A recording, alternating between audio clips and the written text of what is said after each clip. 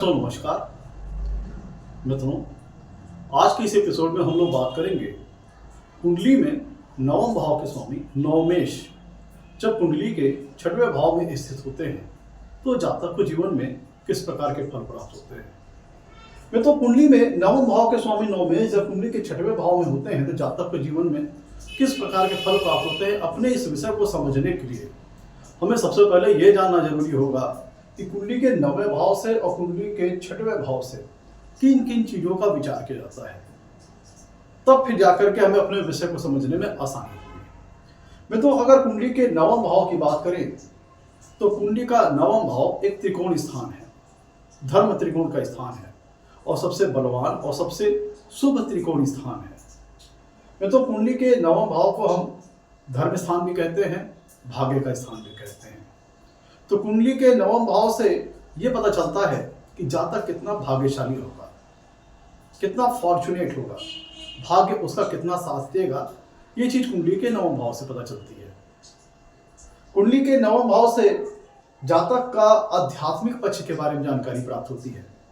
जातक का अपने रिलीजन के साथ कैसा अटैचमेंट है, एसोसिएशन है, अपने धर्म की मान्यताओं कल्चर को कितना फॉलो करता है, ईश्वर के प्रति उसकी कैसी आस्था है, ईश्वर के प्रति उसका कैसा फेथ है, इस सारी चीजों का विचार हम लोग कुंडली के नवम भाव से करते हैं। कुंडली के नवम भाव से लंबी दूरी की यात्राओं का विचार किया जाता है, धार्मिक कर्मकांड, रिलीजियस एक्टिविटीज, तीर्थ यात्राओं का विचार कुंडली के नवम भाव से करते हैं। कुंडली के नवम भाव से तुम हायर एजुकेशन का विचार किया जाता है, पीजी लेवल की, पोस्ट ग्रेजुएट लेवल की एजुकेशन का विचार हम लोग कुंडली के नवम भाव से करते हैं और हायर लर्निंग, हायर नॉलेज का विचार हम लोग कुंडली के नवम भाव से करते हैं। कुंडली के नवम भाव से टीचर्स, शिक्षक और गुरुओं का विचार किया जाता है, पिता के द्वारा दी गई हुई शिक्षाओं का विचार कुंडली के नवम भाव से करते हैं। मित्रों, जातक का आध्यात्मिक जुड़ाव, आध्यात्मिक पक्ष कितना बलवान रहेगा, इसका विचार कुंडली के नवम भाव से करते हैं। गॉड की ब्लेसिंग जातक को जीवन में कैसे मिलेगी, इसका विचार कुंडली के नवम भाव से करते हैं। दूसरे तरफ अगर हम कुंडली के छठवें भाव की बात करें मित्रों, तो कुंडली का छठवां भाव एक दुष्ट स्थान है, त्रिक स्थान है और यह एक उपचय स्थान भी है। कुंडली का जो छठवां भाव है, यहाँ से हम लोग जातक के जीवन में होने वाली जो बीमारियां हैं उनका विचार कुंडली के हम लोग छठे भाव से करते हैं। जातक को जीवन में किस प्रकार के शत्रुओं को फेस करना पड़ेगा, चैलेंजेस को फेस करना पड़ेगा, एनिमीज को फेस करना पड़ेगा, इसका विचार हम लोग कुंडली के छठे भाव से करते हैं। अगर किसी प्रकार की शत्रुता सामने आ रही है, एनिमिसिटी लाइफ में आ रही है, एनिमीज आ रहे हैं लाइफ में, तो जातक उनसे पराजित होगा या फिर उनको डिफीट कर देगा जीवन में, मतलब जीवन में आने वाले चैलेंजेस, संघर्षों को जातक उनको हराएगा या उनसे हारेगा, इसका विचार कुंडली के छठवें भाव से करते हैं। कुंडली के छठवें भाव से कर्जों का विचार किया जाता है, डेब्ट्स का विचार किया जाता है, लोन वगैरह का विचार किया जाता है। कुंडली के छठवें भाव से जीवन में होने वाले डिस्प्यूट्स, वाद विवाद, लिटिगेशंस, पुलिस थाना अगर जीवन में किसी प्रकार का होना है, उसका विचार कुंडली के छठवें भाव से करते हैं। पुलिस थाना, कोर्ट कचहरी, किसी प्रकार का जीवन में अगर होना है तो उसका विचार हम लोग कुंडली के छठवें भाव से करते हैं। ब्लेमिंग, लिटिगेशन, इन सारी चीज़ों का विचार कुंडली के छठवें भाव से करते हैं। कुंडली का छठवां भाव ऑब्स्टेकल्स को भी शो करता है, व्यवधानों को शो करता है लाइफ में। कुंडली के छठवें भाव से मित्रों हम लोग जातक की अपनी लाइफ में जो उसकी डेली रेगुलर एक्टिविटीज़ है, उसकी जो डेली रूटीन लाइफ में जो रेगुलर एक्टिविटीज़ वगैरह जो करता है, वो डेली रूटीन लाइफ जो जातक की है, उसका विचार हम लोग कुंडली के छठवें भाव से करते हैं। कुंडली के छठवें भाव से दिव्यांग जनों का विचार कुंडली के छठवें भाव से करते हैं। कुंडली के छठवें भाव से पेट्स वगैरह, पालतू जानवरों का विचार कुंडली के छठवें भाव से करते हैं। जातक की इम्यून पावर कैसी है, जीवन में होने वाले रोगों का विचार कुंडली के छठवें भाव से करते हैं। कुंडली के छठवें भाव से मामा मौसी पक्ष का विचार करते हैं। तो ये चीज हो गई कुंडली के छठवें भाव से। कुंडली के छठवें भाव से हम नौकरी वगैरह का विचार करते हैं, सर्विस से जातक जीवन में किस प्रकार की जॉब, नौकरी वगैरह करेगी, इसका विचार हम लोग कुंडली के छठवें भाव से करते हैं। तो मोटे तौर पर मित्रों हम लोगों ने यह समझ लिया कि कुंडली के नवम भाव से और कुंडली के छठवें भाव से किन चीजों का विचार करते हैं। अब नवम भाव के कारकत्वों को और छठे भाव के कारकत्वों को यूज करके हम ये जानने की कोशिश करेंगे, ये देखेंगे कि जब कुंडली में नौवें छठवें भाव में होते हैं तो जातक को जीवन में किस प्रकार के फल प्राप्त होते हैं। पहले तो मित्रों इस प्लेसमेंट में एक चीज जानना बहुत जरूरी है कि नवम भाव के स्वामी चले गए हैं कुंडली के छठवें भाव में, जो कि लग्न से छठवां भाव है, लग्न से छठा भाव है। और नवम भाव के अगर संदर्भ से देखें, नवम भाव के रिस्पेक्ट से अगर देखें तो ये 9वें से 10वां भाव है। 1 2 3 4 5 6 7 8 9 10, तो ये 9वें से 10वां भाव है। अर्थात जो नवम भाव का स्वामी है अपने कर्म स्थान में चला गया है। और मित्रों तो अब एक एक करके हम इन दोनों भावों के सिग्निफिकेंस को यूज करके यहाँ पे हम फल जाने की कोशिश करते हैं, कैसा कैसा फल आता है। मित्रों देखिए, नवम भाव है हायर एजुकेशन का, हायर लर्निंग का है, हायर नॉलेज का है। तो अगर नवम भाव के स्वामी नौमेश अगर कुंडली के छठवें भाव में अगर अच्छी स्थिति में है तो छठवां भाव जैसे कि हमने बताया आपको डिस्प्यूट्स का है, वाद विवाद का है, लिटिगेशंस का है, पुलिस थाना कोर्ट कचहरी का है। और छठवां नवम भाव हायर लर्निंग का, हायर एजुकेशन, हायर नॉलेज का है। तो ऐसी दशा में जातक अपने जीवन में अगर नौवें छठवें भाव में अच्छी स्थिति में है तो जातक लॉ से संबंधित फील्ड में हायर एजुकेशन लेने वाला हो सकता है। और इसका यूज करके, क्योंकि छठवां भाव मित्रों, छठवां भाव जो है हम नौकरी वगैरह, जॉब वगैरह का भी विचार करते हैं, सर्विसेज वगैरह का भी विचार करते हैं। तो यहाँ से हम जज वगैरह के भी देख सकते हैं, जैसे हायर जो हायर लेवल डिजिग्नेशन के जो कोर्ट स्टाफ होते हैं या फिर जज वगैरह जो होते हैं वो हो सकते हैं। क्योंकि ये हायर एजुकेशन का, नौवां भाव हायर एजुकेशन का है, छठवां भाव डिस्प्यूट्स का है। तो अगर नौवेश यहाँ पे छठवें भाव में अच्छी प्लेसमेंट में है तो ऐसा जातक लॉ फील्ड संबंधित अपने जीवन में नॉलेज प्राप्त करने वाला हो सकता है, लॉ से संबंधित सेक्टर में हायर नॉलेज प्राप्त करने वाला हो सकता है। जैसे ऐसा जातक लॉयर वगैरह हो सकता है। और जातक इस प्लेसमेंट के तहत लॉ फील्ड में अच्छी नॉलेज लेकर के जज वगैरह बन सकता है इस प्लेसमेंट में। वे तो नौवां भाव हायर नॉलेज का है और छठवां भाव जीवन माने होने वाली रोग और व्याधियों का है। तो अगर नौवेश कुंडली के छठवें भाव में अच्छी प्लेसमेंट में है तो ऐसा जातक मेडिकल सेक्टर में हायर नॉलेज, हायर एजुकेशन लेने वाला हो सकता है। मेडिकल सेक्टर जैसे डॉक्टर्स हैं, MBBS वगैरह जो कोर्स होता है, आपका मेडिकल सेक्टर्स है, मेडिकल सेक्टर से संबंधित हायर एजुकेशन लेने वाला ऐसा जातक हो सकता है। और चूंकि मित्रों कुंडली का छठवां भाव डेब्ट से, कर्जे से और लोन वगैरह से भी संबंधित है, तो नौवें भाव के स्वामी नौवें जब कुंडली के छठवें भाव में अच्छी स्थिति में होते हैं तो जातक फाइनेंस सेक्टर से संबंधित हायर एजुकेशन लेने वाला अपने जीवन में हो सकता है, क्योंकि नौवां भाव हायर लर्निंग का है, हायर एजुकेशन का है। अब इस प्लेसमेंट में तो एक चीज ध्यान दीजिएगा कि छठवां भाव भाग्य स्थान के स्वामी कहाँ चले गए, नौवां भाव भाग्य का है और छठवां भाव है आपका डिस्प्यूट्स का है, लिटिगेशंस का है, वाद विवाद का है, कॉन्फ्लिक्ट्स का है, क्वारल्स का है, फाइटिंग्स का है, कोर्ट कचहरी का है, मुकदमेबाजी का है। तो जब नौवेश कुंडली के छठवें भाव में अगर अच्छी स्थिति में है तो ये दर्शाता है भाग्य आपका कहाँ साथ दे रहा है। भाग्य आपका साथ दे रहा है छठवें भाव के जो कारकत्व है, छठवें भाव के जो सिग्निफिकेंस है, उनसे संबंधित चीजों में आपका भाग्य साथ दे रहा है। तो इसका मतलब क्या है, अगर जीवन में किसी प्रकार का वाद विवाद आपके जीवन में हो जाता है, किसी प्रकार की मुकदमेबाजी हो जाती है, पुलिस थाना मुकदमेबाजी, डिस्प्यूट्स किसी प्रकार का, कॉन्फ्लिक्ट किसी प्रकार का हो जाता है, तो आपको भाग्य का साथ मिलेगा उन चीजों से बाहर निकलने में। किसी प्रकार का अगर डिस्प्यूट्स वगैरह, लिटिगेशंस वगैरह जीवन में होता है, मुकदमेबाजी होती है, तो उनसे बाहर निकलने में आपको भाग्य का साथ मिलता है और आप उससे बाहर निकल आएंगे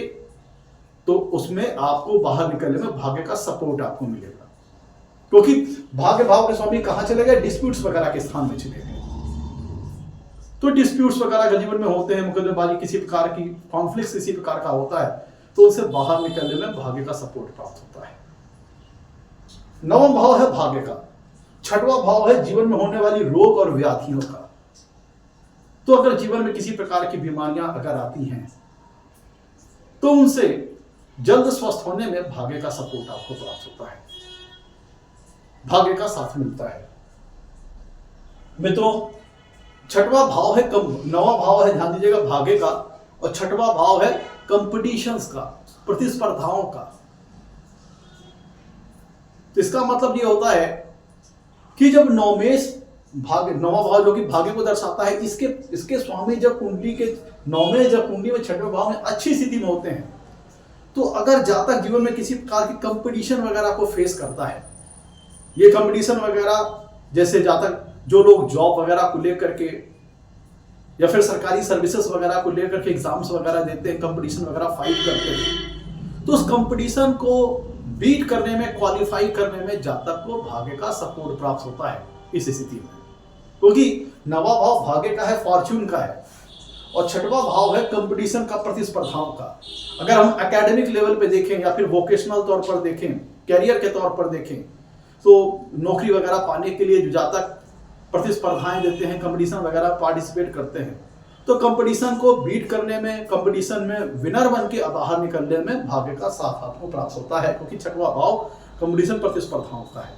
तो चूंकि कंपटीशन का है, प्रतिस्पर्धाओं का है, जीवन में आने वाली विभिन्न प्रकार की कंपटीशन, प्रतिस्पर्धाएं, चैलेंजेस वगैरह लाइफ में जातक के हर व्यक्ति के किसी न किसी प्रकार से जीवन में आते हैं। तो अगर नौ भाव के स्वामी नवमेश कुंडली के छठवें भाव में अच्छी प्लेसमेंट में है, क्योंकि नवा भाव भाग्य का है, तो कंपटीशन को बीट करने में, जातक को चैलेंजेस को हराने में जीवन में भाग्य का साथ प्राप्त होता है। छठवां भाव है शत्रु पक्ष का, एनिमीज का। तो अगर नौ भाव के स्वामी नवमेश कुंडली के छठवें भाव में अच्छी स्थिति में होते हैं, तो जातक को अपने शत्रुओं को डिफीट करने में, हराने में, उनसे ओवरकम करने में भाग्य का सपोर्ट जातक को अपने जीवन में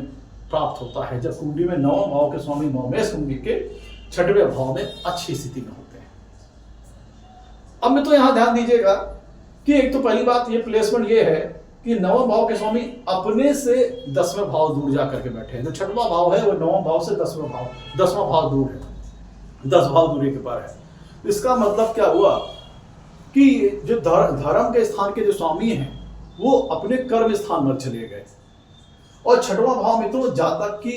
डेली रूटीन एक्टिविटीज को शो करता है। जातक की डेली अपनी रेगुलर लाइफ में किस प्रकार की उसकी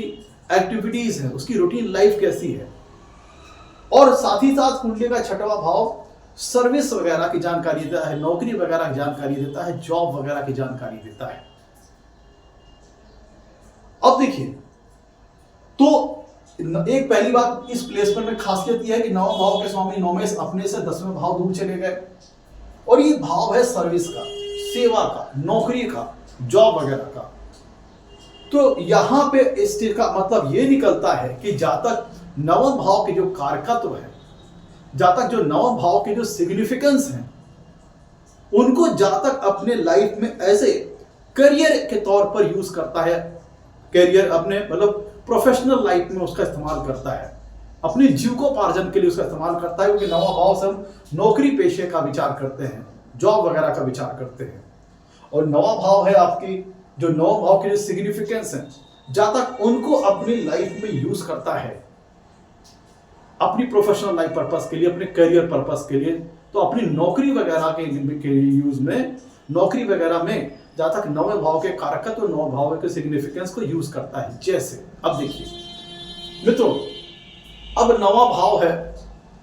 धार्मिक कर्म कांडों का, रिलीजियस एक्टिविटीज का, ये धर्म का स्थान है नवा भाव। अब इसके स्वामी आ गए कुंडली के छठवें, नवम भाव के स्वामी कुंडली के आ गए छठवें भाव में, जो कि सर्विस का है, जॉब का स्थान है, नौकरी पेशे का स्थान है।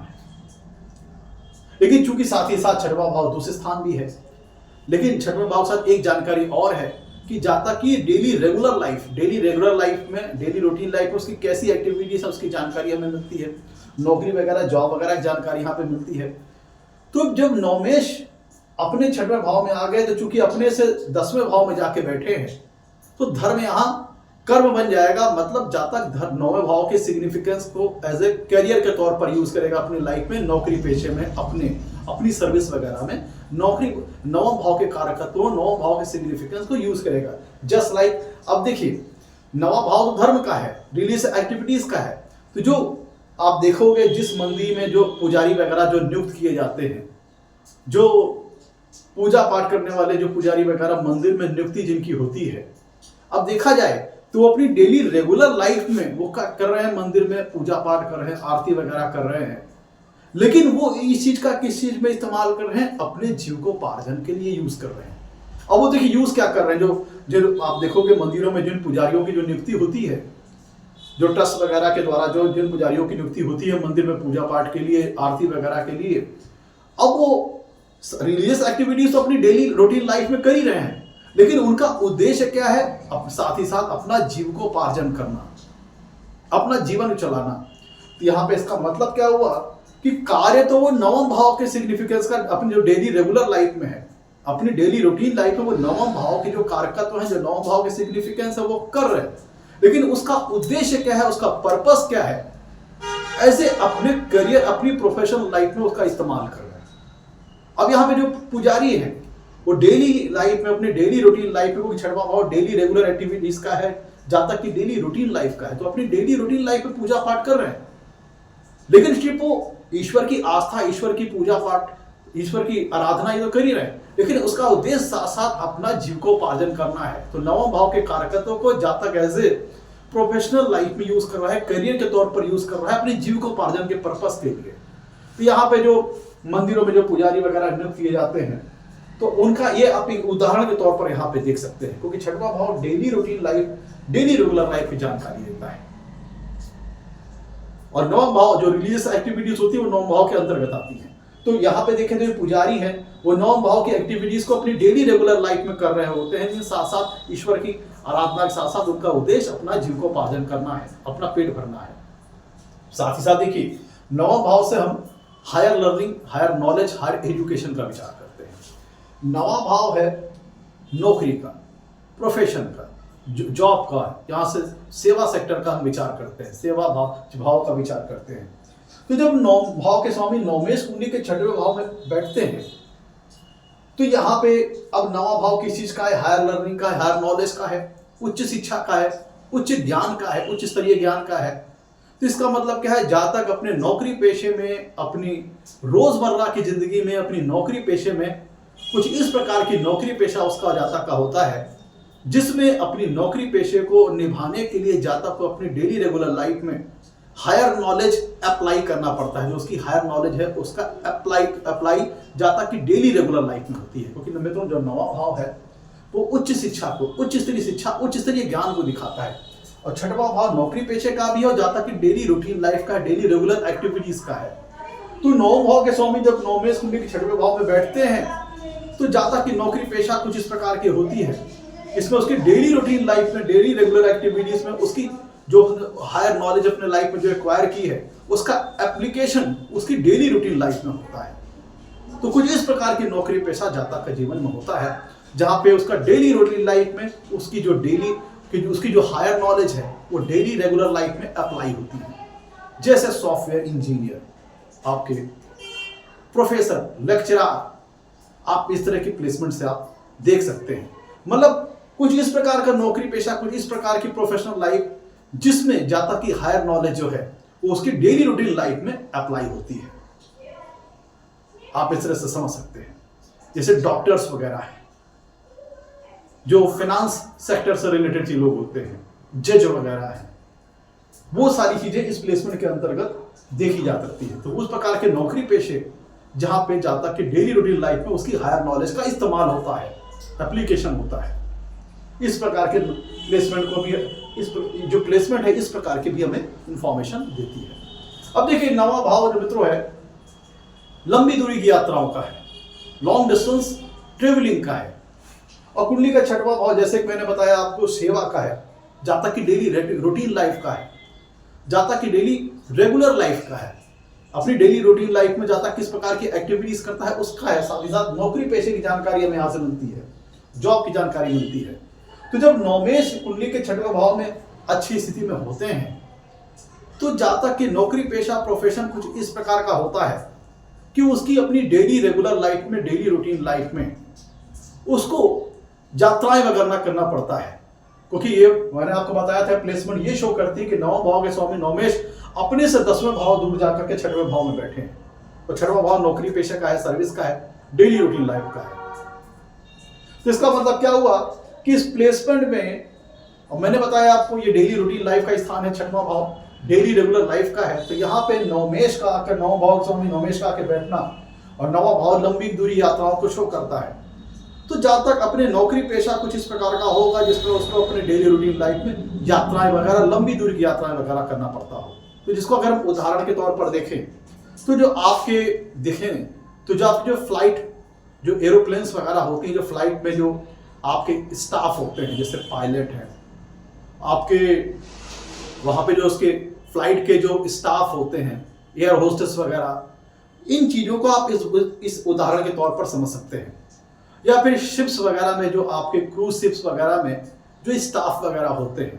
कैप्टन हैं आपके क्रूज शिप वगैरह में, नेवी में आप मर्चेंट नेवी में जो कैप्टन्स वगैरह होते हैं, वो एक अपनी प्रोफेशनल लाइफ में, जो कि नौकरी पेशा उनकी किस प्रकार की है,